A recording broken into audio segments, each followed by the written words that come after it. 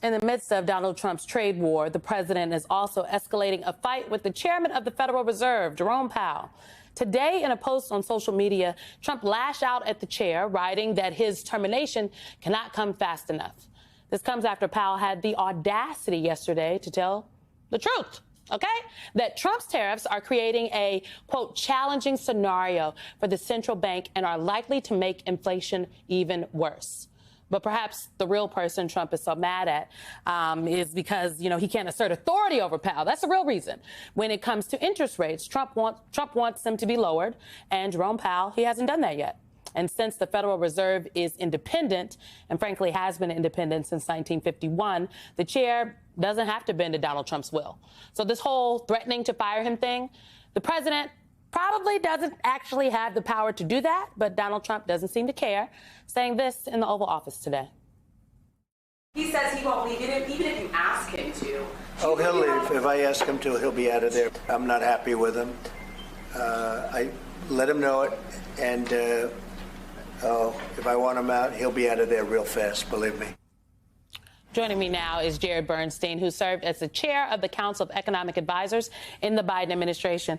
Jared, it's good to see you. I mean, maybe Donald Trump thinks he can get rid of Jerome Powell because he was the one that appointed him. He is talking about the chairman as though he is some stranger that he didn't pick when he did appoint him as the Fed chair in the first administration. True. Can he get rid of Jerome Powell? Is it legal, you Jerome think? Powell, who knows this law, says no. And I personally believe Jerome Powell is right. I'm not a lawyer, but that's a view that I think many who've looked at this believe to be the case. The problem is Trump 1 is different than Trump 2, as you well know. And a lot of what we're hearing from Donald Trump about his dissatisfaction with Jay Powell, completely unwarranted in my view, is exactly what he was saying in Trump 1.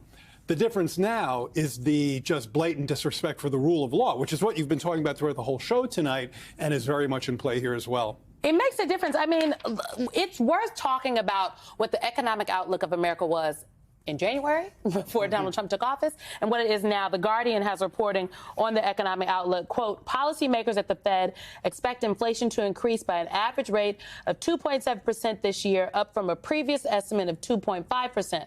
They expect U.S. GDP, a broad measure of economic health, to rise by 1.7% this year, down from an estimate of 2.1% in December. This was all before Liberation Day. Look, I think talking about GDP, and so sometimes it goes over folks' head, but the reality is I talked to, some of the communications people for other world leaders and whatnot, some of my former counterparts from when I worked in the administration. And last year, they all wanted to be America because the economic outlook for America was so much better than all of the other G7 countries. Yeah. Now look at what Donald Trump has done to the economy. Oh, you don't have to tell me about it.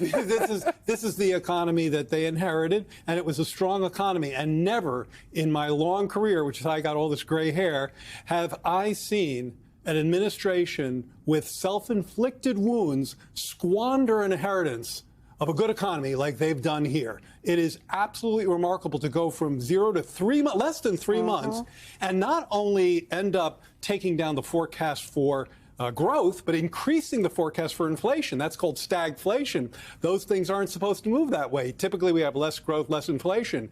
Tariffs give you slower growth, more inflation. So it's remarkable what they've done. Now, I do want to take that GDP thing down to the household level a bit. Estimates are that this tariff regime will cost middle-income households at least $4,500. I think that's a conservative estimate. It doesn't factor in some of the retaliation we're likely to get. And look, we know that people have already been stressed for a long time. The eggs are high, Jared. The eggs are high. So Bacon is high. This goes exactly the wrong direction. So we talked about this a little bit in the break, and I just want to note that Wall Street Journal has a reporting. Trump has for months privately discussed firing Fed Chair Powell.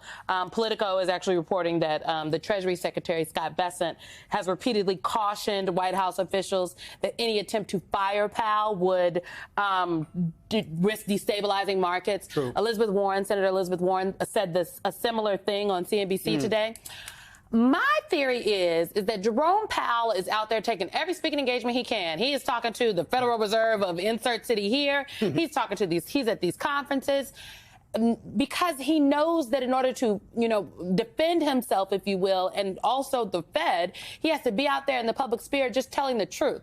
Is that your take on this? That's partly my take. I think you're right, but I also think the following.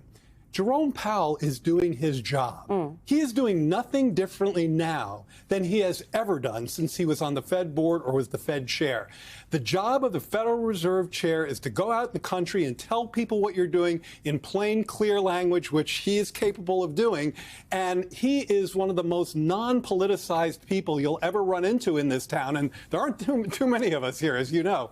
And what he's doing, for him to sit in his office in the D.C. Fed board and not do what he usually does would actually be bending to Trump's will, would actually be compromising the independence of the Federal Reserve, because it would be saying, I'm afraid to go out there because Donald Trump might hear me. No, he's going out there. He's telling the story of what the economy is doing, what the tariffs are doing, with great clarity, with great honesty.